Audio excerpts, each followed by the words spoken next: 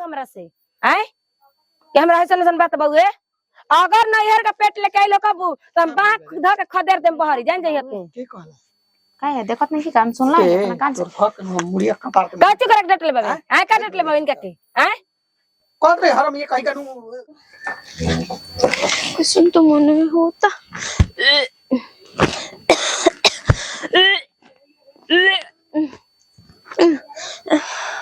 वैसे तो का कोई पता नहीं क्या होता मेरा समझ में नहीं क्या का जाने कहां तो धरा जाला का भेलो कन्या हाय ए दीदी जी देखी ना पता नहीं का है हमारा कपड़े भारू भारू लगता और उल्टी जैसन होता पवा भारी लागता हाँ जी दीदी जी दोसर नहीं बका हो बाकी कुछ कुछ कबारी नहीं खे ना हाँ जी ऐसा कोनो बात नहीं एमे तनी खरी डाला था इन करे के कहते उल्टी होता दोसर दिन कहां से रही हो माने महीना दिन ना भइला आइला तो सब तो उहे तो हमहू सोचता नहीं कि एको महीना आइला ना भइलो मार उल्टी कर कन्या पता नहीं का है मम्मी जी मेरे को उल्टी उल्टी लेखा होता और कपड़े घूमत आटे कहां बुखार बा देन तो सब ठंडा बाटे बीपी तब कम हो गल होई हो चीनी पानी घोर के नीमक उमक पी ऐसा नहीं के लागत बीपी के दिक्कत वैसा नहीं लागता नहर बेराम रहत रहू बीपी के रोग से ना कबो कबो अच्छा तो कहल कर कोनो चीज होता त पेट में न लगाव न त ज्यादा नहीं का सेट करत हाँ लागता कि होला पानी सेट ना करेला त दुकर खइलू ह अभी कहा मम्मी जी कहां धइले बड़ुती आ चोकरावा वाला बरवे तोरे घरम धइ रहे ना हाँ कवड़िया के पीछे बा दीदी जी अचारा कहाँ बा अचार खइबू हाँ जा रसोईया घर में बारुक जा हम काट के ले आवत नहीं धर ए मम्मी जी खरिया डाला ना बड़की जा तनी डाल देबे खरिया डाल दो आ का कहते खाए के अचार मांगतई हां हो हाँ मम्मी कहते यहाँ अचार खाए के मन करता सुनत नहीं खी दोनों काना मुंह के का चली ना आर तो होला उल्टी लेके मानो होला त चटक मटक खाए के तो मन करे ठीक बा लेके आवत तनी रसोई जा नहा धोवा लो नहाइलो धोइलो बिना मन भारी भई रहेला आई दीदी जी सुबह रही तो नहा के पूजा कैनी हाँ नहाइलू है हाँ तब कैसन तो बुझाता देहिया तहार लागत आटे का हम कोई हमरे समझ में नहीं क्या धीरे धीरे तो लगता कि दीदी जी और शौक करता नहीं जा हमारा पे आए नतिया हमारा के इतना बड़का बड़का सपना दिखावत रहे आए कहे कि तारा से शादी ब्याह करब ना करब तो मर जी भाई हो जी फलान ढेकान करत रहे आए आ कहनी दवाई भी रखियावन तो कहत रहे कि बारात के दिन भागा ले चलब तारा के आए अभी कि मर गई ओकर नतिया भी फोन करत है तो दो गाला भी यही पे ओकरा के गाड़ी देब ना फिर से फोन लगा तो कही कि गाड़ी देती है जाके शादी ब्याह हो गई तो का कही हमारे मर्दो पूछी तो का कब समझ में मर्द भी वैसे हम कुछ नहीं की बोलत ऐसे तो 2 दिन लोग भी सुधर तो नहीं की ना तो शक करे लगी हमारा भी तो नहीं में रखल बाचार खाली बापे घर अचारवा खाता नहीं ना तो हमारे बड़ी निक लागत आधा डिब्बा एक डिब्बा अचारा रहे आधा कर दिले बानी हमारे गोतिन ने तो देखी तो चिल्लाए लगे ऐसे नु कह दब कि गिर गई रहे एक दिन हमारे से लथरा कर तब फेंक देनी ये बहाना कर जहां जहां का करता अचार खाताड़ू आई रही हाथ हाथ धोबे नु अरे अचार ना खाइला ऐसे अनेरिया ऐसे फीका फीका लागत रहे ना जीता मन केला से खाए के त खा ले तबियत ठीक बनू ठीक बनी बुखार उखार नहीं लगल ना अच्छा हमको एक मन तबियत खराब नहीं करनी कहां गई रही कहीं ना कहीं घूमे काम रहे को ठीक बाटे का कुछ कहल चाहता रू ना जी अरे तो कह लीता हमरा रो से ला जाए काहे कोन बात रही तरह भी कहम ना ठीक बा खाना ना खा लू हां खैनी है कुछ बात नहीं है नु ना जैसन कोनो बात नहीं के बात रही तरह से कहम ना ला जाए काहे अरे भौजी कहत रही कि 2 दिन से मार उल्टी उल्टी करत अड़ू का बात बा आ 2 दिन से ना हमारे भिरी आवत अड़ू ना कुछ कोनो बात देखू छिपावत ना जी कोनो छिपावत हो तो हमारे लिए कहियो हमारा ला जाए के नहीं खे हमारा ला कहबू तो के कारण कहबू तो बात कहे कह कैसे कह मत अब हम के करा से कहे जाई चली ना अंदर घर में बताओ तनी अच्छा से रह के बैठ के चलो ढेर लंबा चौड़ा कहानी बाटे आओ चलिए बियाह शादी होखला के बाद नु बढ़िया बढ़िया आदमी की तिजोरी या झोली कुल खाली हो जाला ए बबुआ हाँ हाय देख त बेलगरम या सुन त खराब बा कहाँ एकरा के रख देले रहिस रे? अरे भूसा वाला घर में धो देले भू बेलगरामी भूसा वाला घर में का करे के रखल रहिस? धो देले रहे कि सारा हम खाई जाई और पनी सुपनी के माल जाई देना बहुत अरे माँ एगो पहले बात सुन ले, पहले वैसन मिठाई निखे बनत कि 6 महीना आ 3 महीना 4 महीना रह जाइनू त एथी हो जाई। अब ऐसन मिठाई वही दिन सब मिठाई बनता त कैसे बनी हसन? सारा में तो होते थे पेटार चलो सब हो जी हसन। मेथी चूर आइल हते हते बउए ऐसे तुरला के बाद बुझाता कि महकता कैसे। बनावे न खइसै नै निकर बाप भाई के मिठाई पहिले ले खाना खसल पहले हलवाई 2 दिन तोर मम्मी के आई रहे तो हम आसार में हलवा बना बना खात रहे। हाँ तब कहला कि सुन ना दे त 200 रुपया ले ले मछरी तनी बनावल जाओ। तूनी के रोज जीव के चटाका करबो सन त कैसे काम चली रे? अरे बियाह शादी में तनी सा मन एथी भइल बा तनी मन बनवले रहे कि बियाह बाद 10 कट्ठा खेत ले हम नगदी तूनी के उहो ना करे देलसन। हाई फाई में के माई जयमाल कर त रंत कर त हौ कर आ सुमिता बताउरी डहले बउए। अरे ते एगो बात कहतनी बियाह शादी बार-बार ना होला। सुमिता आ जैसे चलेला वैसे त चलावे के पड़ेला ना। हां का घर में बाबे? हां एने आ का या बुलावे लगली से करे के? अब करे मांगत है शायद तू सब का कर बड़ भाई छोट भाई से मांगी पैसा। हां करे छोड़ा पानी के 200 रुपया बता दे ना। का करबे? मछली ले के कहता मछरी के कतना आशिक हो गइल तू हम मुर्गा के। आ देखो हम ही ना खाई तोर मेहरनुआ खाई तबे नु कही कि हां खाता पीता घर का हो जा। फोन करियो उजले पे फोन पर डाल दे ना खाओ खुदरा पैसा एकरी कैसे रहता कुले लिसन तो जोरे कर जो जाओ जले फोन करे नंबर दी भेजियो दे तो का है महुआ का लेवे के बा? अरे मुर्गा के उधारे लगा के पिछला बे आ महुआ के पैसा देले रहन। अरे हम नहीं देनी इहे कुल तोर आदत खराब है। महुआ नहीं तो छोड़बे ना जो बिल्डिंग में काम कर सबसे बढ़िया बा। महुआ पियत रही हो नहीं। अरे चल तन की गइया दुहवा दे तो चल तनी बार रानी लाग जाती है वो डहले चल आदत लगा देलु सन बियाह में जो तोनी के करबू जाऊ सही न हम का कर करबो। ए ओकर माई हाँ ते लाओ तो 1 लोटा पानी हो। काम काज कोइल छोड़ के पानी लेवली द बर्तन माजत रही तो कहाँ जाता नहीं आए अब कहाँ चल देनी बाजार रे क्या करे? जात ले आओ तनी मछरी बनै है जा खइ मछली ना ले मुर्गा ले एगो बात कही रो से का बोलो के लागत ना सुमिता अब के लइका होके के बा तो बहुत बढ़िया न बात बारे अब का चाहिए? पागल है इहो नहीं कि देखत कि एको महीना आइला ना भइला आ दोसर दिन हमके लागता बाटे खटाई खातिया रहतिया दिन भर देखत नहीं कि उल्टी करत रहतिया आ कने पूछनी ना पेट में घुस के कि पाऊ भारी लागता तो कहतिया हां ऐसे हम पूछनी अपना से कैसे ऐसे होता तो हां पूरा देहियो नहीं कि तो देखत तोर का नाम का बा कि माने दोसरा कोई के हो? अपना से नहीं के बुझल कि हम कहल का जाता नहीं हमरा लागता कि उ नहीं करे से अपना लेके आइल बिया। चुपचाप रहो ते आलतू फालतू खालसा दिमाग लगावत रहेलिस। मेहरानू के तई है बउए कि एक मेहरानू के दूसरे मेहरानू को जब से शिकायत ना करिनू तब से एकर पेट के पानी ना पची। और दूसरा घर के कि हम शिकायत करतई मेहरानू ही है नु तनी उहे कहतई ई है कुल के फेरा में 22 हां कुछ बतिया खाला पे बेकार लागेला। हमरा तोरा बात से एथी नहीं लागत जानले नु ए करे होई। अरे 1-2 महीना 1-1.5 महीना होइए नु गइल हो गइले रे खूब जोड़ा तनी अंगूरी पे हो गइले। एगो बात कह दी तबियत खराब होई तभी ऐसे करत होई। तबियत खराब में 4 आदमी खाला पाव भारी हो जाला उल्टी होला बा। अरे आदमी के नशा होला तबो अचार खालन त कहू कर लइका होखे के बा।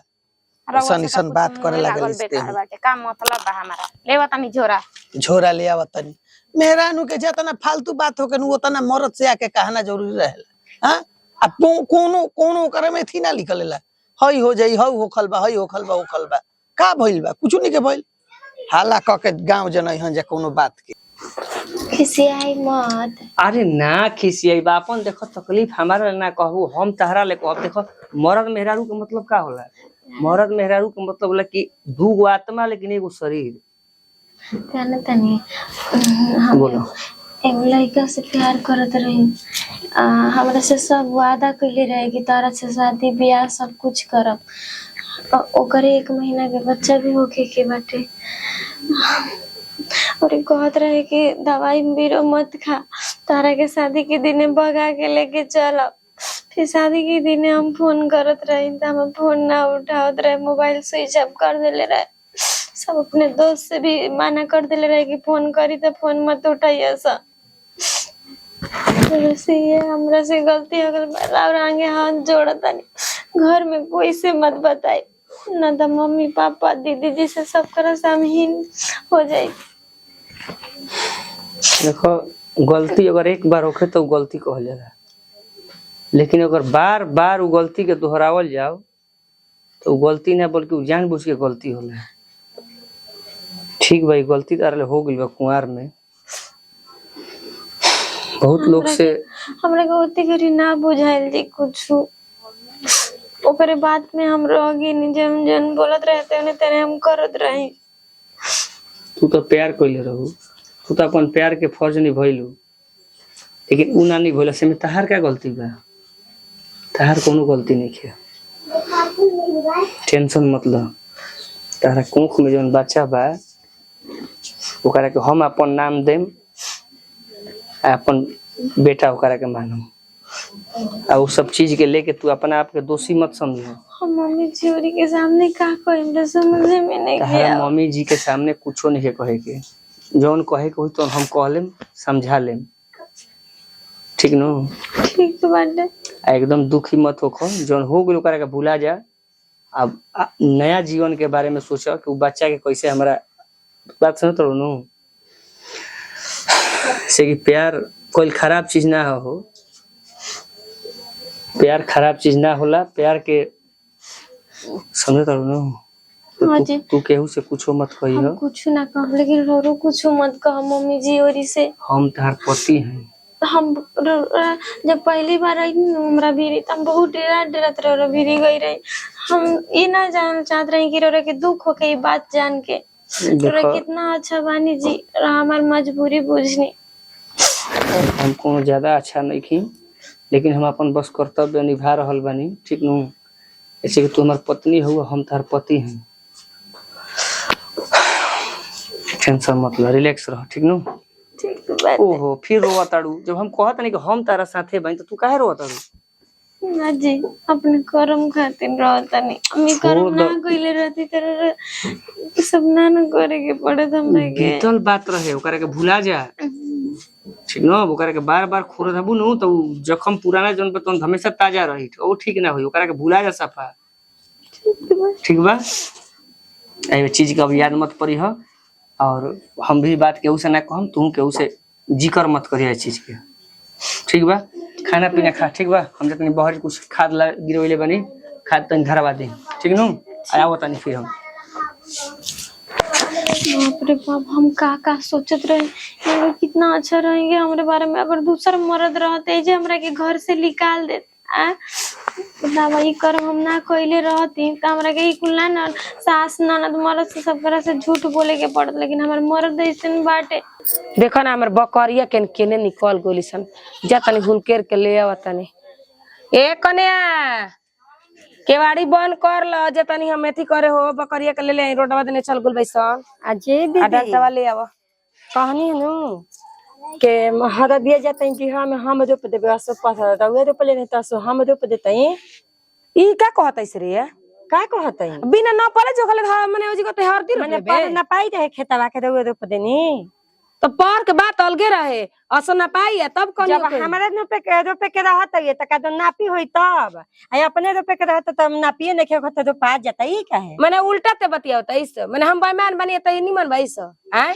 माने त एका मतलब का हम ही पागल लौकतई नु जेकरा जो है मन तहे आदमी बना लेलन घर दुआर, आ हम कोनो चीज के नापे के कह दे त आग लग जाता ना। काहे ओ जे तहरो मिलल तू बनाव रोकले बई। अरे तेरे करबे, तेरे करबे, अरे तरे करतई के रउआ करतई का का हवावतई, हाँ। जब रउआ रोपनी पड़ता हम रोके गोइबे ना कइनी, का अब हम रोकबे? पूछ के जाते रोपे त का नापी दू गो बांस पाकल ना रहे तब तो सवांग काट के घर में लगा लेलु सन, बांसवा के पैसे देल रहू सन, एक में जब कोठबा हाँ। त बराबर के ना भइल। तो बराबर से का है, पर 3 गो कटाइल ना रहे, हम 2 गो कटनी त कहा गोल आ 3 गो काट के खोप लगलस त हम कहबे ना कइनी। हमनी के बाद में कटले रह जाए, बुझाइले तैयार ना रहे उ बांस से। त तैयार ना रहे त 3 गो कटल नु का हो आई तो करा में काम बा। हम एक जा बात तनी रोप बता देबे। देता नहीं, ऐसे ना कहीं के कोनो चीज रोप ली। अब हिस्सा बकरा बराबर लग हम बेटा बेटी के बियाह कर लेनी आ क्लियर हो गनी, सगरी ना पाई जो खाई आ तब जेकरा हरदी रोपे कोई या सौंफ रोपे कोई, चाहे हीरा रोपे कोई, चाहे जवरात रोपे कोई, सब कोई रोपी। अच्छा आ सुदानिया ओइ जो के लेल सब तो हमरा में बता हम करम ना। मने नापी भइरा के कुल तोहरे में बा, हमरा में नहीं तो के। आखिर जे जवन जवारले बा ओकरे नु कही। तरकारी चोखा हाँ। के हमरा दुलम बा कोई बेचत है। तो काहे ना ठीक बा। बेची, जे करी उ कर, जेकरा में परी उ बेची ना। तो देखो त के रोकता, हम जाता ही रोपे। रोके के तो हम रोकम, हम हकदार अच्छा, बनता तो देखते भाई हां। तू एक साल रोपले बाबू, हमू रोपले ते ओका बाद फिन बाकी अच्छा नापी होई। अच्छा भइल बा, तू ही बड़का चढ़ाकवा हम बुरबा का भइल बनी ना हम बुझक भइल बाई केहू रोपले त एक कट्ठा में हमें आधा कट्ठा में पूछ के सही। रोपते त कदम त माना काहे ना कुंवारे पे आके जे हिस्सा लगवा लेली, हम त कोई नहीं त सास ससुर के त ले ले बनी। आ गुरती से बटवा ले रहती, खुद खुद कल रहती से। तू कुआरे पे आके बटवा ले लू काहे ना कॉल ले लू अलग अलग। हम त नहीं कहती बेईमानी कलनी त हई कलनी त हौ कलनी। हर बात में घर पे जाली गलती नहीं की करत एक दुआर पर थूका न देना, हमरा दुआर पर चढ़ चढ़ के आवेला कहे ना आइम थुके ना आइम कहत नु, लेकिन जाते रोपे देखत के तो रोप त कैसे उलाट देख कैसे उलाट तनी बतावा। वही से ना बकरा बटल बा पड़ देव रही हरदा हरदी रो पता ये बड़ी बड़ी रुपया वाली हम भल सुखल है लइका के बियाह में बाज गेलन त सोचते कि मजा मार ली चल अबे का हो बात कह के रहे रहो से आबो कहे कर है तो ठीक करत रही सुनी है ने का हो कर ले तले हेने ले जतो तले हेने ले जतो का कहता हूं दिन भर पचर पचर बैठ के करत रही अपन घरे का बिगड़त बनता उ नहीं के देखे के का हो हमारा लगता कि छोटकी के लड़का होके के बजनी हम सुननी हम सब बात कहत रहिए कि कुंवारे में हम प्यार कर ले रही एगो से ओकर दें के लड़का होके के करल कहत रहली है अपन मारता ले सुनी त बगुआ ले घर में बैठा के त हम कोन से सुन लेनी है बुढ़की में सब देखत रहनी है का हां बताई तो कहता ना चंडाल मेहरानु बिया आई नैहर से पेट लेके बिया हां आई कहता ना बेटा वो तू बाउन की छिपावत अड़न हमरा वो सब वही दिन हम कहनी मम्मी जी शक होत रहे तक ये मम्मी जी एकर दोसर दे बतरवा कहता हमर कुल की नाव कहां सवाई हो जाई तू अपना कान से सुन लो हो सुन के आवतनी बेटा क्रिया खा के कहतनी जनी पूछा पूछल करबू ना चली हमें डर का लागता अच्छा चल हम आवत बताई ना चल आवत नहीं मुंह फुकाना है में घुसल बउए मेहर के लेके थी बनौले बा अरे निकल है ने अब हटाओ हो पिछा हटाओ इधर ये ना होन कहां भी अरे वो सामान सब ए का हो गई का हो गई भाई है ना का हो गई शांति रह आहो तारा उल्टी होत रहे ना आचार चटत रहू ना नैहर से पेट लेके आइल बाड़ू ना चुप रह दिमाग तो ठीक नहीं है ते क्या चुप रह पागल का कुछ लेके आइल बाऊ कि ना है ना निकल आइल अरे ले बाऊ कि ना हां चाहे ना जवाब दो अरे ना हैं देख तोरा नहीं बुझात माई हम आइल गइल बानी पहिले तू नैहर से पेट ना है जोन बात हमरे ह तू सच बोलत हो हां तारा पेट में बच्चा बा कि ना ये तो गई रही हुई जी हम की कर रहे दू वाली चुप रहो कनी हम सब चुप सुन रहो। रहे अंदरिया बराबर ना कहनी उ बराबर करताड़ी तब का सारा दिन नहीं करे बा नारद मुनि भइल बाड़ी जाए मनता है एने से होने लगा वो चलता झूठ साज के देखा तनी ना कैसे बोलत बा ना कैसे बोलता है आए? जब कहता नहीं कि हमार हो हम गइल बानी हम आइल बानी सुन ले ना नी का सुन लो ना सुनिए जवन बतियावत रहो का बतिया होता बड़का हैं ए बड़का तरिया के सुधार करके बोलत ढेरी पागल लाग गइल बाड़े का रे अपने चीज के तू पूरा गांव में बदनाम करबे हम बदनाम नहीं करने में झूठ नहीं के बोलत अने में झूठ बोलती है सफा तो तू का के क्रिया कह ना खा क्रिया आओ तार क्रिया खाली हमार का खइबो का हो गई रे या खा ए का हो गइल ते सच बोलत हवे हां तब तू कहिला काहे छुपावत रहू काहे ना कहलू हमरा से हैं कि हमरा ऐसन ऐसन बात बउए अगर नैहर का पेट लेके आइलो कबू त हम बांख ध के खदेर देम बहरी जान जइया तू के कहला का है देखत नहीं कि काम सुन ला अपना कान से हक मुड़िया कपार के का चु करक डट ले बाबे हैं का डट ले बाबे इनका के हैं कौन रे हरम ये कहीं का बात के फली है जन को हम ना कहल चाहत रही तोरा लगे हम आइल बानी गइल बानी बात बताए, कहे के पड़ गइल दूसरा के ठीक का बा हो? हम बिना बात बताओ तो। मान लेनी चुप रहो हम मान लेनी बात हाँ लेकिन ये ऐसा ना होके के चाहिए हम बता देता नहीं अगर मुंह ना का हमारा खानदान में ना मिलल तो हम भगा दे भाई एगो लड़का भइला के बाद भगा दे हाँ हाँ मिली आ काहे ना मिली हमार खून खानदान रही तो मिलबे करी ऐसे काहे से ना मिली चल रे तनी समझाव मर्दे अपने घर के इज्जत के चले आ इन्हें थोड़ा हम समझाओ अरे अरे का हो गइल काहे रोत उठ रोआ मत, रोए के नहीं अभी तारा ए स्थिति में रोए के नहीं के आराम से देखो तने खुश रहबू तने बच्चा खूब बढ़िया पैदा होई। और मम्मी जैसे काहे झूठ बोली है कि हमार बच्चा देखो कबो कबो झूठ बोले के पड़ला, झूठ भी बढ़िया चीज होला, झूठ कब बोले के बा ई जाने के बा, ठीक नु।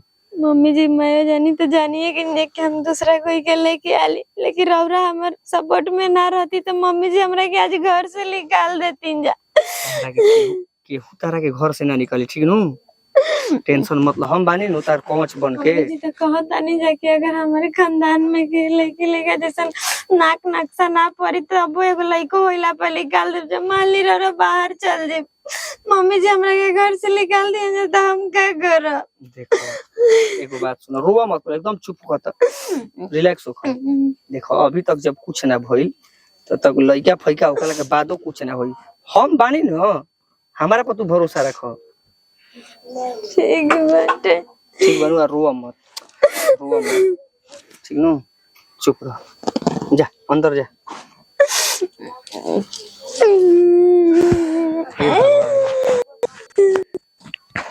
झूठ तो बोलल बानी लेकिन पार लगई है तू, का कहीं हम।